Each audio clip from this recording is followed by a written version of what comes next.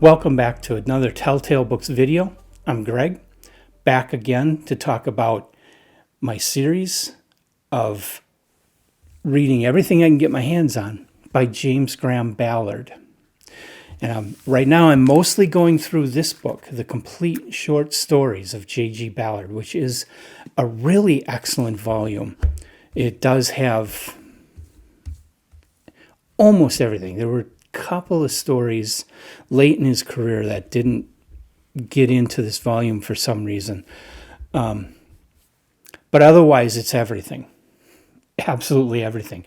And J.G. Ballard's fiction, whether it's short stories or novels, is amazing. Some of the best that you're going to find in the genre. And for my money, I feel he's, pretty damn near the greatest writer to enter the science fiction field. It's probably not accurate to call him a science fiction writer because he is so much more versatile than that. You know, he's not like Poul Anderson that just wrote science fiction fantasy and that's all you get from him. Ballard was able to transcend the genre and have his fiction seen as literary fiction, even though he was still dealing with a lot of science fictional type themes. The latest of my J.G. Ballard readings, number 16 on my list of Ballard's works, is titled Deep End, and it was published in May of 1961 in issue number 106 of New Worlds magazine, the British science fiction magazine that eventually was edited by Michael Moorcock. In 1961, it was still under the previous editor. I'm forgetting his name right now. And as I said, I read this in the Complete Short Stories. I also have it in a copy of Chronopolis and Other Stories, and it's also in the Carolyn Graff edition of The Terminal Beach that was published in November 1987. But this is the Complete Short Stories of Ballard is your best source for reading his stories. So what is Deep End about? Let me read you by way of synopsis. It's actually a line from the story because I felt it summed up the point of the story really well. Even though it doesn't really tell you the plot of the story, I don't really want to tell you the story. I want you to go and read the story. This will give you a taste for it and give you a taste of Ballard's writing, which I haven't really done much of, and I'm constantly saying how wonderful his writing is. So here it is. Without the sea, life is insupportable. We become nothing more than the ghosts of memories, blind and homeless, flitting through the dry chambers of a gutted skull. Holiday wants to stay behind on Earth after everyone else has left for other worlds. The Earth has been stripped of its resources, especially water, to terraform the other planets. Those last two sentences are what I wrote. And that's basically what's going on here. This guy doesn't like what's happened. In order to terraform the other worlds of the solar system so that we could live on them, men used the Earth's precious resources and took it off the Earth, destroying the oceans, and therefore causing life on Earth to come to an end, pretty much to an end. But this character, Holiday, he wants to stay behind because he just doesn't agree with the whole thing. And even though he knows he's going to die and the Earth is going to die, he'd rather go with it than to go out into space to these other worlds that have been artificially recreated by men. This story contains a vision of a destroyed Earth, not too near future.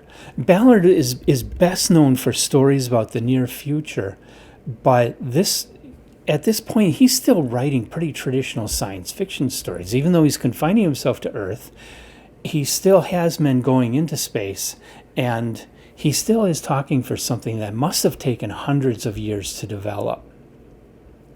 And so the earth is like a big desert. It's ruined. The cities and stuff are in ruins. The oceans are gone. Down, all that's left of them are these shallow lakes here and there. And the rest of it is just stripped and barren. And everybody has left except Holiday and a couple of people who are getting on a spaceship to leave during the course of this story. The story has the typical Ballardian powerful imagery, like Ballard can only write. Surreal, destructive. The world has been destroyed. Things have been lost. Our world is lost. And the world has been changed by technology to become a ruin. And that's kind of typical of J.G. Ballard's imagery, the ruins of civilization still lying around after civilization has ended on Earth. So his stories are very painterly, very surreal, very beautiful at the same time that they're terrifying. And this story, of course, even though the destruction of the Earth comes from stealing resources to go to other worlds and terraform them, it still kind of is a cautionary tale about using the Earth's resources and not replenishing and just watching the Earth become a shell of what it was. So that, well, the Earth will go on, life won't. If the Earth's ecosystems are destroyed enough, life as we know it anyway will come to an end. There may be some creatures that can adapt and keep living, but that won't be man, and it won't be mammals, and it won't be what we are familiar with and know and depend on. We have to be careful with that. Whether you believe in global warming or not, there are changes happening to the Earth that have the potential of putting an end to our civilization, and we need to be concerned about that. And there are other things we're doing with our technologies that could ultimately lead to where the technologies can't be used anymore because we've used it all up. That may take a very long time, but the Earth is still finite. We cannot continue infinite growth, infinite consumerism, infinite industrialization, infinite population growth without seeing the Earth lose its ability to support us as a species. And right now, we don't have anywhere else to go. This story also brings up something that has been in my mind. At least I'm associating it from this story, and that is how new generations, they don't know much about the past. They don't want to learn about the past. They don't care about the past. How many people do I run into that won't watch a black and white movie just because it's black and white? Well, it's still a great movie. So who cares if it's black and white? People today just don't want to watch anything because it's old.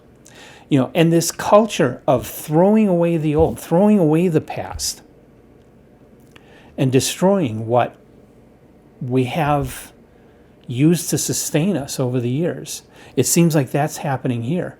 The younger generations want to use up the Earth in order to create their new worlds, and they just don't care that they're throwing the Earth away. I'm disturbed by that kind of attitude. We should care about the past, which is a lot of why I go back and read. This story is from 1961. It's more than 50 years old, more than 60 years old. Why should we bother reading something that's older than I am? Because there's a lot of intelligence to it. There's a lot of truth to it. Even if some things become dated in the story, there's still a viewpoint, a perspective, a voice here that deserves to be continued into the future. We should keep reading authors like Ballard and not just brush them off to the past. So have you read Deep End? What do you think of it? Let me see your comments about Deep End or J.G. Ballard. Otherwise, like the video, subscribe to our channel. Those things help us keep going and help us boost our viewership. I've noticed our numbers have gone way down lately, and that's because of YouTube's algorithms. And the way to beat that is by you helping us out by subscribing and liking our videos. So hit those buttons. It doesn't take much time. And come on back. Come on back, because I'm going to be doing more J.G. Ballard. The next story I'll be reading is from 2 months later. It's called The Overloaded Man. And I hope you'll come back and join me for that. I'll be here doing it, even if my numbers are real low. I don't care. I'm going to keep doing it. Hope to see you then.